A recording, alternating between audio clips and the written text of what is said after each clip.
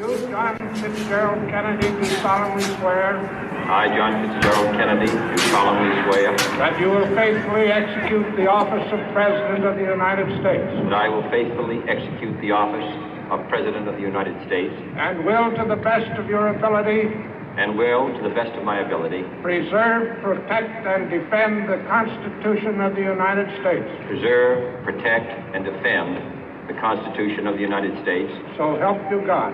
So help me God.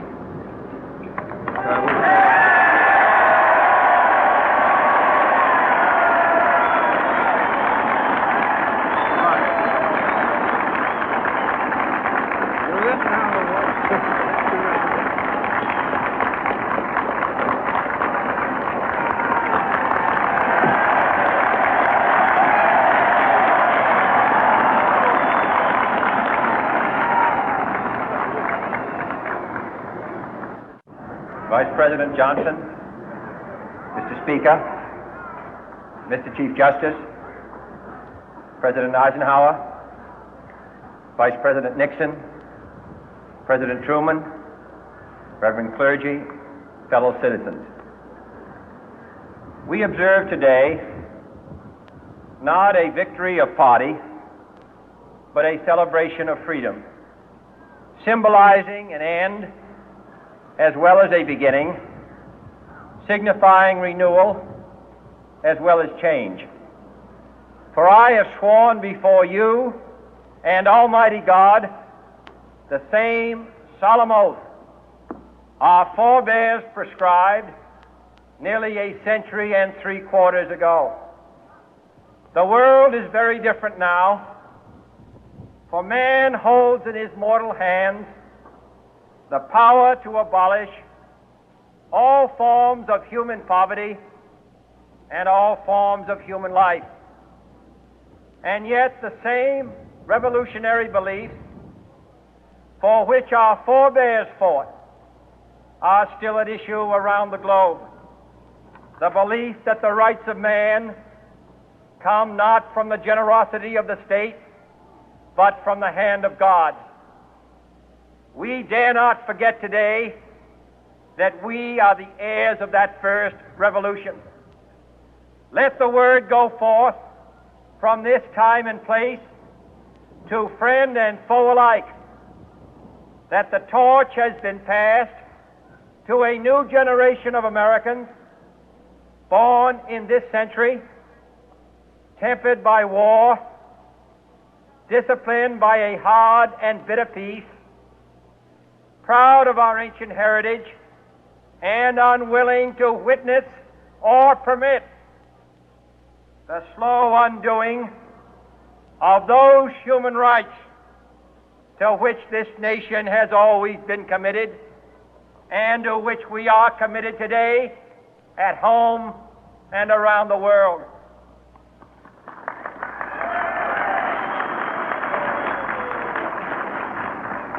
Let every nation know, whether it wishes us well or ill, that we shall pay any price, bear any burden, meet any hardship, support any friend, oppose any foe to assure the survival and the success of liberty.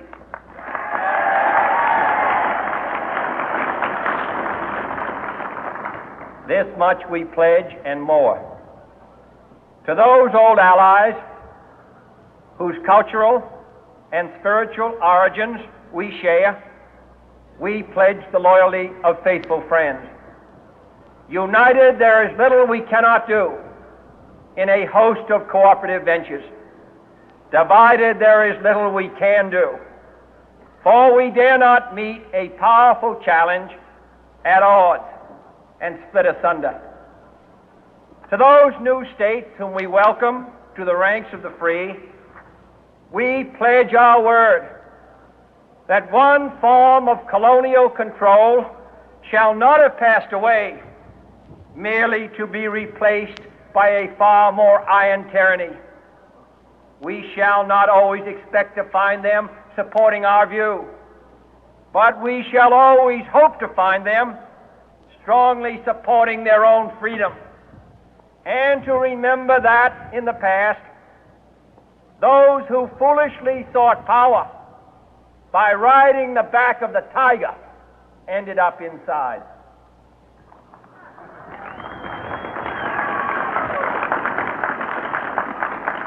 To those people in the huts and villages of half the globe struggling to break the bonds of mass misery, we pledge our best efforts to help them help themselves for whatever period is required, not because the communists may be doing it, not because we seek their votes, but because it is right.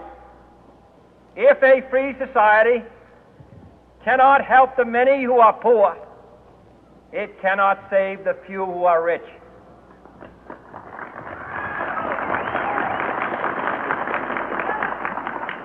To our sister republics south of our border, we offer a special pledge to convert our good words into good deeds, in a new alliance for progress, to assist free men and free governments in casting off the chains of poverty. But this peaceful revolution of hope cannot become the prey of hostile powers. Let all our neighbors know that we shall join with them to oppose aggression or subversion anywhere in the Americas. And let every other power know that this hemisphere intends to remain the master of its own house.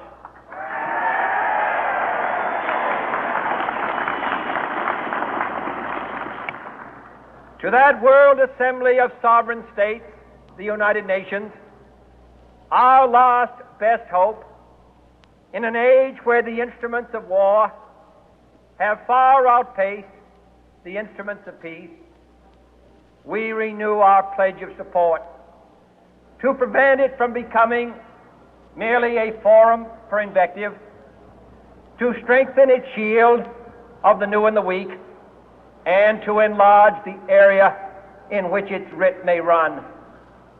Finally, to those nations who would make themselves our adversary, we offer not a pledge, but a request that both sides begin anew the quest for peace. Before the dark powers of destruction, unleashed by science, engulf all humanity in planned or accidental self-destruction, we dare not tempt them with weakness, for only when our arms are sufficient beyond doubt can we be certain beyond doubt that they will never be employed. But neither can two great and powerful groups of nations take comfort from our present course, both sides overburdened by the cost of modern weapons, both rightly alarmed by the steady spread of the deadly atom, yet both racing to alter that uncertain balance of terror that stays the hand of mankind's final war. So let us begin anew, remembering on both sides that civility is not a sign of weakness, and sincerity is always subject to proof. Let us never negotiate out of fear, but let us never fear to negotiate.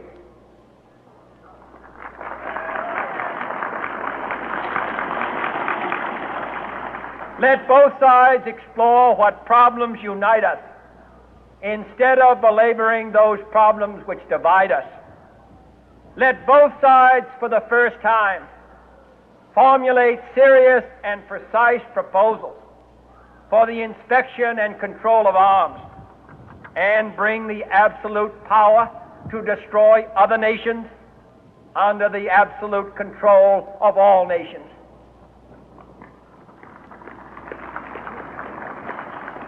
Let both sides seek to invoke the wonders of science instead of its terrors. Together, let us explore the stars, conquer the deserts, eradicate disease, tap the ocean depth, and encourage the arts and commerce. Let both sides unite to heed in all corners of the earth the command of Isaiah to undo the heavy burden and let the oppressed go free. And if a beachhead of cooperation may push back the jungle of suspicion, let both sides join in creating a new endeavor, not a new balance of power, but a new world of law, where the strong are just and the weak secure and the peace preserved. All this will not be finished in the first 100 days, nor will it be finished in the first 1,000 days, nor in the life of this administration, nor even perhaps in our lifetime on this planet. But let us begin.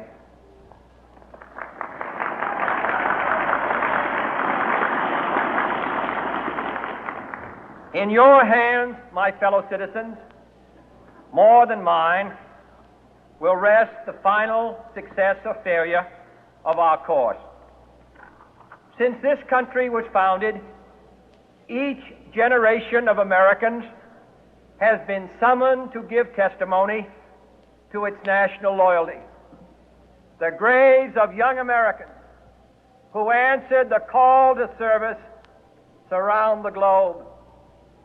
Now the trumpet summons us again, not as a call to bear arms, though arms we need, not as a call to battle, though in battle we are, but a call to bear the burden of a long twilight struggle, year in and year out, rejoicing in hope, patient in tribulation, a struggle against the common enemies of man, tyranny, poverty, disease, and war itself.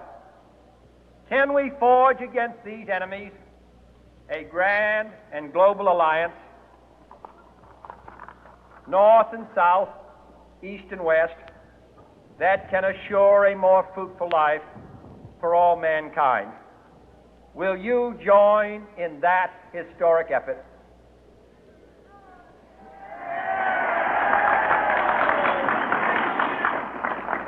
In the long history of the world, only a few generations have been granted the role of defending freedom in its hour of maximum danger.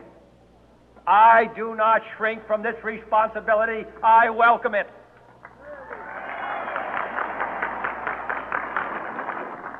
I do not believe that any of us would exchange places with any other people or any other generation.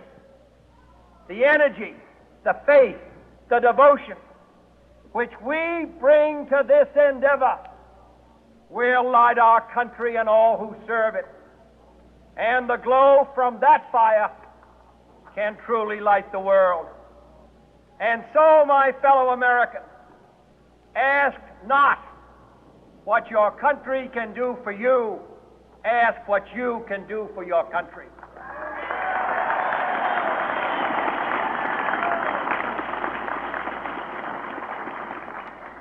My fellow citizens of the world, ask not what America will do for you, but what together we can do for the freedom of man.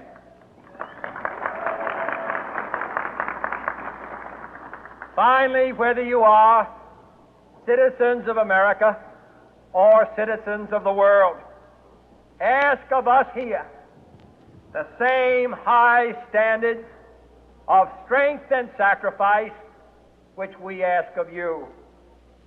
With a good conscience, our only sure reward, with history the final judge of our deeds, let us go forth to lead the land we love, asking His blessing and His help, but knowing that here on earth, God's work must truly be our own. I am very willing to let the American public judge my physical and mental my physical as well as my mental fitness.